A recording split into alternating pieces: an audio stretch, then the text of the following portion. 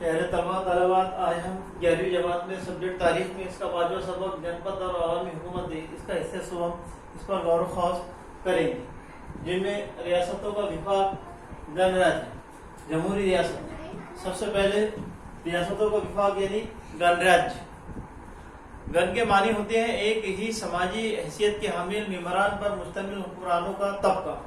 جیسے آج کے زمانے کے اندر ہم دیکھتے ہیں کہ do the people, of the people, by the people, یعنی نمائندہ حکومت ہے۔ تب اس زمانے میں جو ہے وہ اس طرح سمجھیے آپ کہ ایک طرح سے یہ عوام کے نمائندے ہی ہوا کرتے تھے، جس کو جو ہے مطلب ان کا طبقہ جو ہے سنگ کے معنی ہوتے ہیں، یا کئی کل یا جن پدوں کی ملنے والی ریاستوں کے 6 صدی قبل مسیح تک کئی سنگ راجیہ کا وجود ہو چکا تھا۔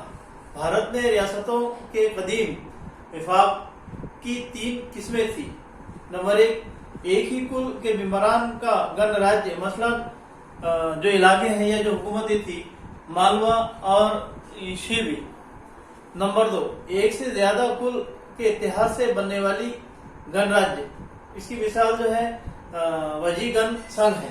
3، ایک سے زیادہ گن راجیہ مل کر ایک گن راجیہ تشکیل دیتے تھے، مثلا یودھیا شودروگ سنگھ۔ تو اس طرح ریاستوں کا وفاق یعنی جو گن راجیہ کہلاتا تھا۔ اب جمہوری ریاستیں 6 گن سنگھ کو نامی علاقائی ٹکڑوں میں بٹے ہوئے تھے۔ ان کا نظام منتخب اور قابل نمائندوں کی جماعت کے تحت ہوتا تھا، یعنی اس زمانے کے جو قابل اور ذمہ دار لوگ ہوتے تھے وہی اس کا جو انتخاب کرتے تھے۔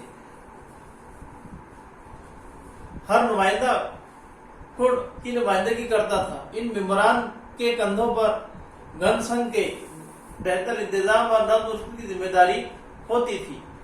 جیسا کہ آج کے زمانے میں ہم دیکھتے ہیں کہ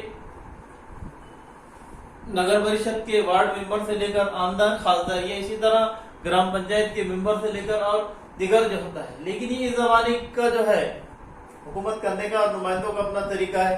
اس زمانے کا اپنا حکومت کرنے کا طریقہ تھا جس کے بارے میں ہم آپ کو بتا رہے ہیں۔ تو اس طرح بہتر انتظام اور نظم و نسق کی ذمہ داری ہوتی تھی۔ یہ ایک جمہوری نظام تھا۔ اس طرح جمہوری طریقے سے حکومت کرنے والے گن سنگھ بھارت پر سکندر کے حملے کے وقت پنجاب اور سندھ میں موجود تھے۔ تو پہلے طلبہ و طالبات، اب ہمارا یہ 5واں سبق جنپد اور عوامی حکومتیں یہ یہیں پر ختم ہوا۔